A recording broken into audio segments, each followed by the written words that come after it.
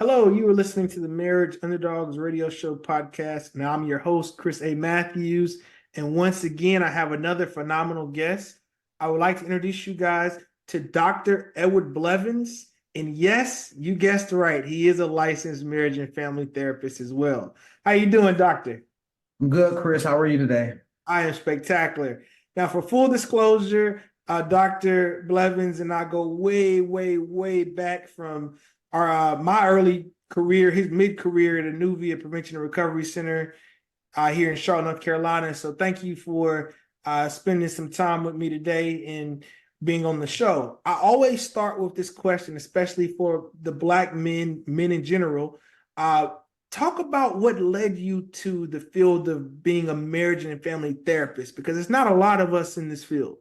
Yeah, real quick, Chris. I started my college career as a pre-med student. For 3 years, I was on the track of becoming a doctor. I was able to work, volunteer actually, at a hospital, volunteering initially in the Department of Anesthesia. So because that was my first love, anesthesia caught my heart. And at the end of that third year, something happened that I was unable to control. And that was a thought of, is this what I want to do for the rest of my life?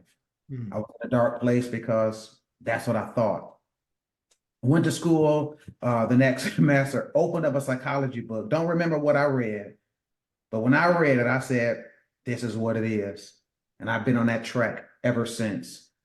Started my career in working with persons who have substance use disorders. Started working also as a pastoral care counselor and had a desire to do more, to gain more. And when I enrolled into the program of my master's program, honestly, I did not know that there was a marriage and family therapist track. And when I told the administrators what I wanted to do, they said, "Oh, that means you want to be a marriage and family therapist." I said, "I guess I do." And the rest is history. Well, the field is thankful for you. You do phenomenal work, and it's just been an honor and a pleasure to have gotten to know you over the years.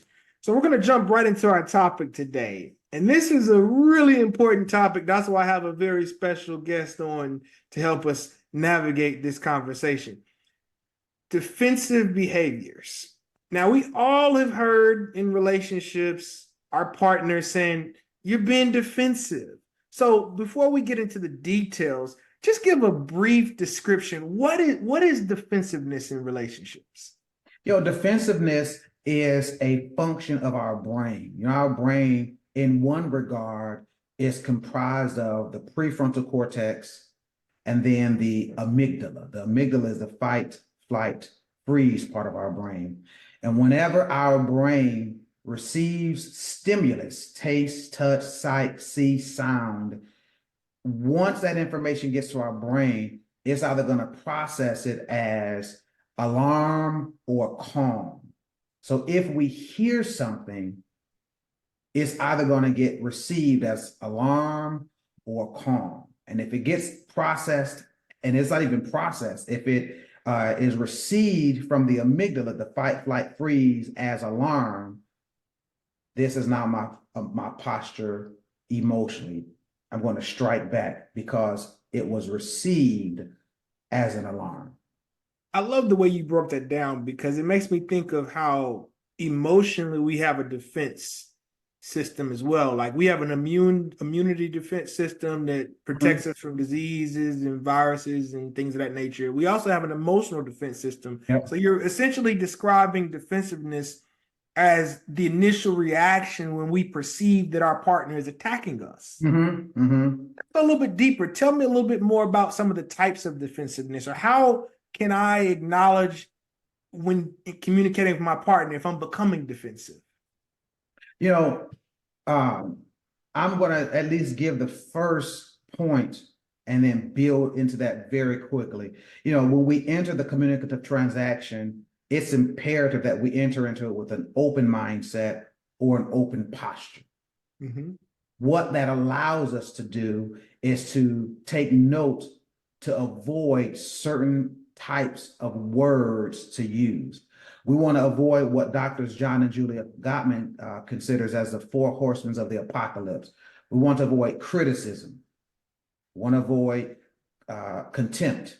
We want to avoid defensiveness, and want to avoid stonewalling, because what that allows us to do is have an open arm posture of bringing in what our spouse is saying versus having our guard up. We also want to avoid, what I consider communication distractors, and that's blaming, labeling, judging, and good old-fashioned assuming. And the way we craft our sentence, our words, allows for an open posture versus a defensive posture. So what I'm hearing you say, Dr. Blevins, being open starts even before you engage in the conversation. It sounds like it's a mindset, like It is. being prepared to communicate with your partner. And I believe that seeking to understand versus seeking to be understood can help with that.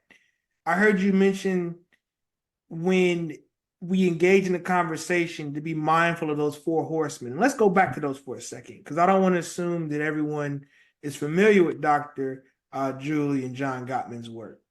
You mentioned the first one, and I'm not going in a particular order, but contentment, right? Contempt. Mm-hmm. Talk about that one for a second. Contempt is an interesting way of dialoguing, and it's evident, at least in the work that I get to do with people, that they're not aware of what contempt is. And contempt is just something as simple as this. Let's just say one spouse says, honey, let's go to McDonald's. And the other spouse says something like, that's stupid. Only unhealthy people go to McDonald's. That's contempt type of communication, because what contempt communication involves is sort of this mockery, superiority over inferiority kind of talk to people, this judgmental kind of talk, condescending rather kind of talk to people. So belittlement. Yeah, belittling is another good word to use. And then that kind of segues into criticism, right? Because when you think of that same example, the criticism would be, oh, so you just want to go ahead and eat a heart attack and drink a stroke. Is that what we're going to order on the menu? That's exactly what happens. Yeah. So contempt and criticism, we've touched those. Let's dive into stonewalling, because based on the research, I know men are typically known to be stonewallers. So what does that look like? If a couple is engaging in a dialogue and there are some challenges that's presented, one might have a thought such as this. I don't want to make this situation worse. So what I'm going to do is just be quiet. Because after all, if I say something, it's going to make the situation worse. And so what they do is they shut down. And what normally happens is the opposite of the goal of stonewalling. The goal is to not make it worse, but it makes it worse because we don't get to share our thoughts and our feelings. I'm so glad you brought that up, because so many couples we work with, so many partners, I'm even guilty of it in my own relationship. I'll be quiet. I'll not say anything. And then my partner will feel the disengagement. And at that point, we have to go back to our communication axioms. We cannot not communicate, because even when you don't say something, you're still communicating something. Let's go back to defensiveness, because that's the fourth one that got mentioned. That's the one we're focusing on today. Dr. Blevins, tell us a little bit more about types of defensiveness or ways that we can work to avoid defensiveness in our dialogues with our partners. Here's an overall arcing theme of defensiveness, and I'll sum it up in this simple example. Let's imagine that the husband agreed to take out the trash that day. And let's also say that the wife left a Chick-fil-A bag on the table. So she goes to him and says, honey, you didn't take out the garbage today. What's up? And he says, well, I would have took out the garbage. However, you left that Chick-fil-A bag on the table, so I didn't take out the garbage. And what defensiveness in an overarching sense does, it abdicates my responsibility. I make somebody else responsible for what I agreed to do. Because in that model, I didn't agree to take out the garbage initially upon you getting your bag together. No, I agreed to take out the garbage. So what I can say at that point is, if I took out the garbage, I can say, honey, let's make sure that when we finish our meals, let's put the trash in the trash receptacle.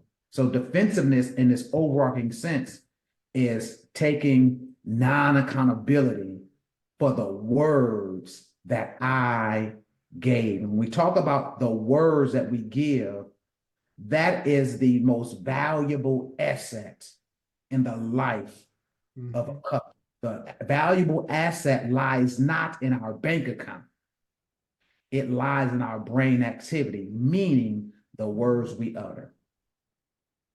Man, that's powerful.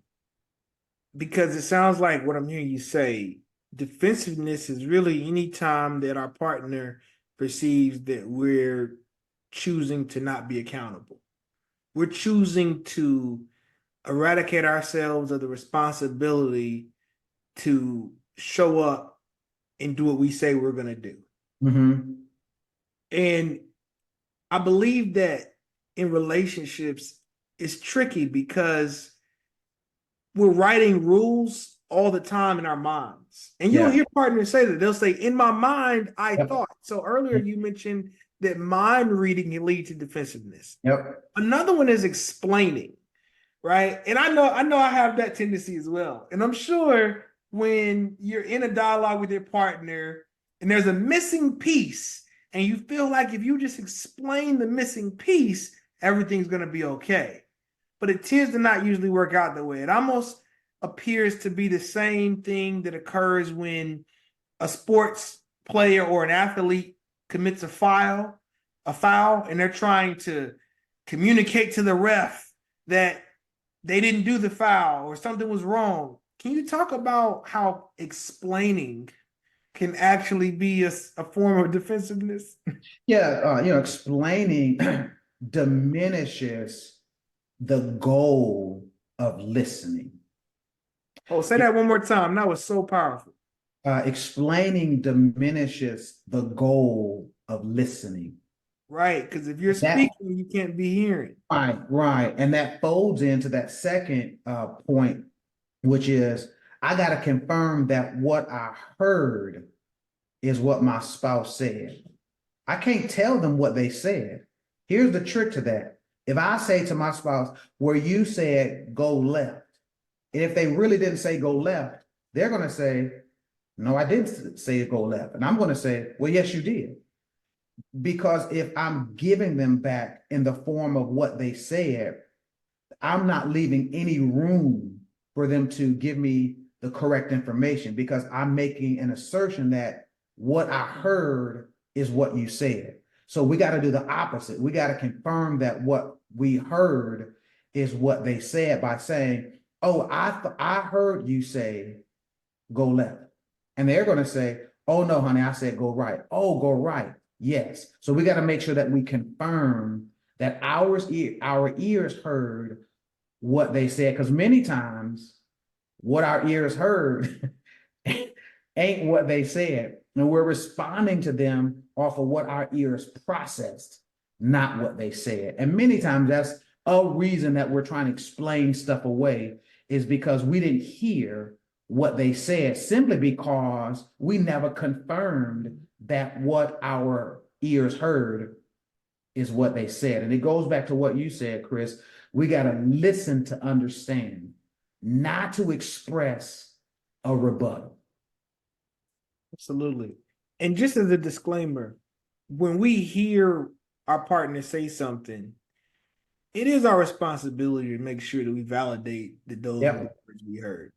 And in abusive or manipulative situations, if a partner is attempting to tell you they didn't say something when they actually did, at that point, you're being, Dr. Blevins, what's the word? It's escaping me. It's affiliated with narcissism all the time. What's the word? It's not narcissism. It's affiliated with narcissism. It's a behavior or a tendency of it that people will do when someone tells you that they didn't say something when you know they did say Oh, something. maybe you're referring to the gaslighting. Yeah, they're gaslighting you. Yes. So if a person is in a relationship and you and your partner confirm that something was said or confirm that something was supposed to be done, and then they told you that it wasn't, and you both confirm that, then that would be gaslighting. And a lot of times in situations, partners do that because they don't want to get caught.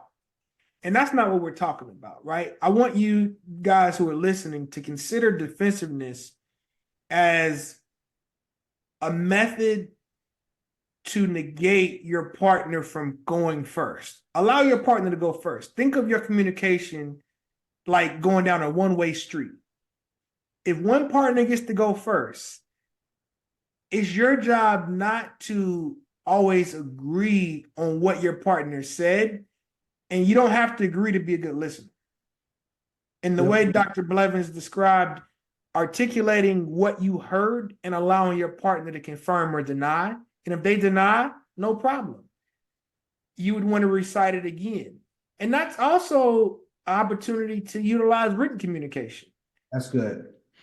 Written communication is very helpful. I know a lot of people think of that commercial now they have out, the insurance commercial where they look at the footage, they look at the game footage, and we want to be in a position where we can trust our partner.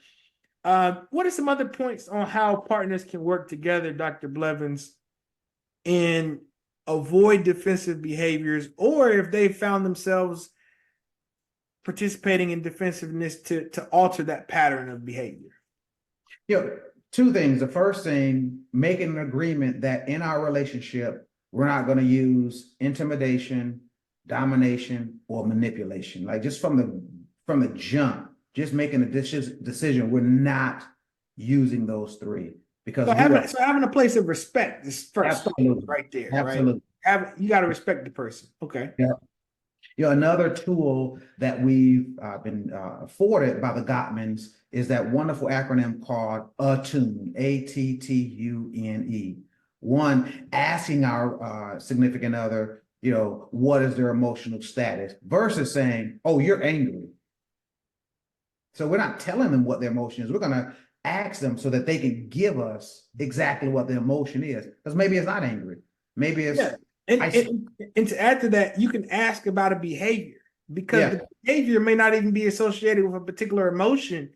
If your partner comes home a little flustered and they throw their bag down, you might say, hey, I noticed you threw your bag down, versus what are you mad at? Because they may not be mad at anything. They might have said, man, I threw my bag down, but it slid off my shoulder by accident. Oh, okay. Hey, I noticed you threw your bag down. Or, hey, I noticed the bag fell a little bit heavier than usual. Call out the behavior so they don't feel like you're calling them out. And I know, Chris, as we are dialoguing, it can sound kind of scripted, and couples may feel like, that's artificial to talk like that. That's not being authentic. But I'm going to tell you, it makes the difference in terms of having conscious thoughts before we speak. Because here's a trick about saying something. Once we say something, we can't tell the stenographer to strike it from the record. It's forever in the record books. And our spouse can say, I forgive you, but it doesn't take away what they heard. Yeah. So it's imperative that we elevate our level of consciousness to do something that we've been told as a little child, and that is think before you speak, because we can't take it back. It's out there forever. And you're right. And I'm glad you brought that point up. It can feel scripted. And because we work in the field of marriage and we're counselors and we do this on a daily basis, we're getting more access to the information because we teach it, we counsel on it. I will say this though, when partners are at their highest point of conflict, it's so easy to divert into saying or into being defensive by saying you do it too. Yeah. And I would suggest that what you can do organically is avoid what we call counter criticism. Mm-hmm. because at that point, your partner is not able to be heard. I give you an example. If your partner doesn't clean the dishes on their designed day to clean the dish or their designated day to clean dishes, and you did the dishes, you may say, "Hey, I noticed yesterday, you didn't get the dishes done. I took care of it. Moving forward, can we switch days where if I do it 2 days in a row, you then follow up 2 days in a row? How can we make a concession? Because I would love to make sure that both of us are sharing the workload equally, right?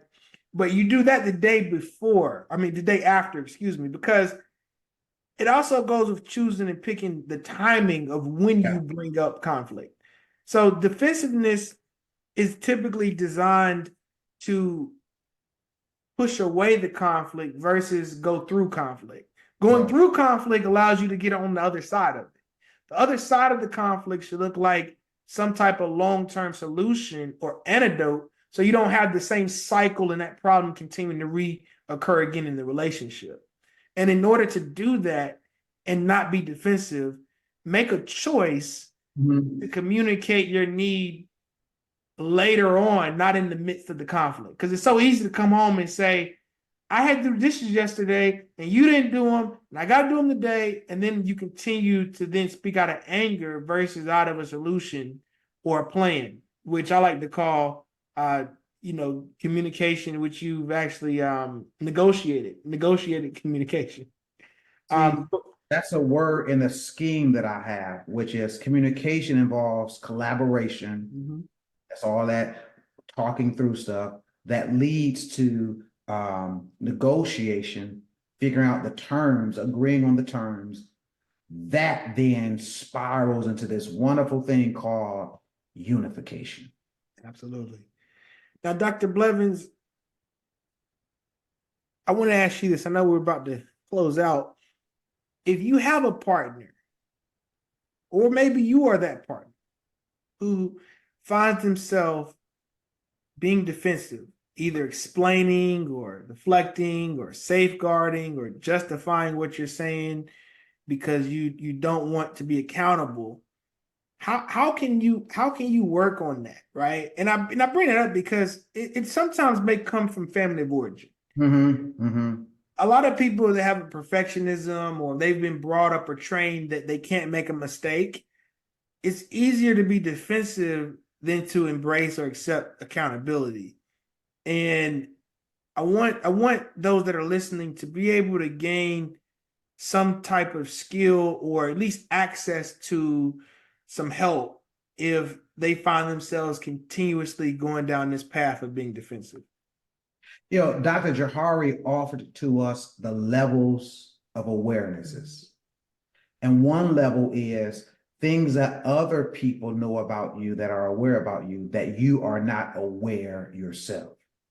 So if they are in that window pane where they are not aware about others' awareness about them, one is doing something that we all struggle with, and that's submitting to what somebody is saying about us, at least considering that what this person is saying, let's say is our spouse, it's reminding ourselves of what the Gottman says, that our spouse is not my enemy.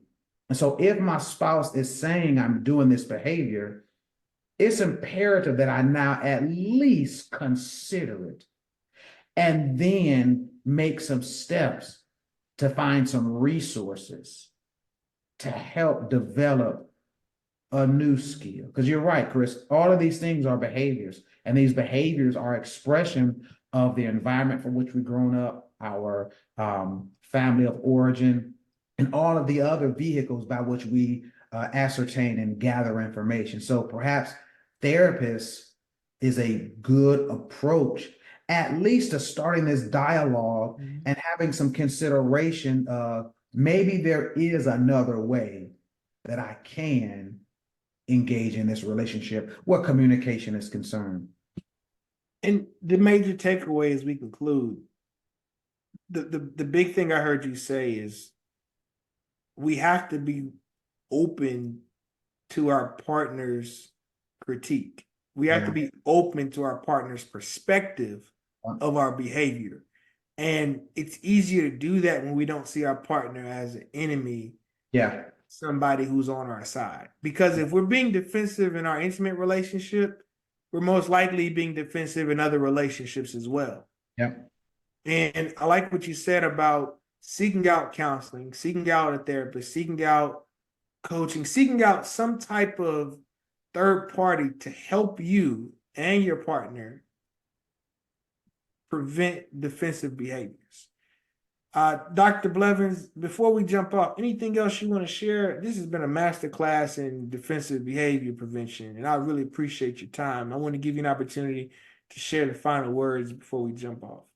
No problem. Thank you, Chris. Just that third point that I wanted to share, and that is identify a way that you can meet the need that was expressed in what you heard. So when we've heard from our significant other, it's figuring out how can I meet that need? Because when we talk about needs from a couple's perspective, well, those needs can only get met within the context of the couple's dynamic. And so, as we do that, is letting our spouse know, and this is a valuable token, Chris, letting our spouse know that we appreciate them for sharing their thoughts and feelings, because that's demonstrating vulnerability. They now know that my spouse is a safe place for me to share thoughts and feelings without any reprisal, without any judgment, without any ridicule. It becomes a safe space. And what that ultimately does, man, it increases our emotional connection with our spouse. And that was very powerful, because what comes to mind, think about how when you're a kid and you're looking through a word search and you have to find the words through this sea of letters. We have to be mindful that when our partner is expressing something they may not like, or they're bringing a concern to us, instead of being defensive, we have to search through all of what they're saying to find what they need. Yeah. Sometimes it may not even be a need for you to do anything, but yet to just listen. And half of the defensive behaviors in marriages and relationships can be dissolved if you just say, you know what, honey, I hear you. You're right. It sounds like I didn't do XYZ, and I'll do that next time. Yep. Or, you're right, I hear you. I want to make sure that I understand how to do that next time. But just starting with the you're right part, I hear you. I hear you. You're right. Yeah. I did not, and then stating what they said. I did not pick the kids up on time. Yep. I did not take the trash out. Not giving a reason why. If something happened, just tell them you're right. I didn't do that. And then explain that your goal is to hear them, not to explain why you didn't do what you didn't do. So that would just simply look like, you're right, I didn't do XYZ. I'd like to learn more on what you're experiencing about that. Because sometimes when we learn the emotion, using your words, the emotion that was created or evoked in our partner, that'll influence us to want to do and be better next time anyway. So, Dr. Blevins, man, this is great. I'm going to put your contact in the show notes for those that are local or want to reach out to you for sessions. Are you currently taking clients? I am. Oh, perfect.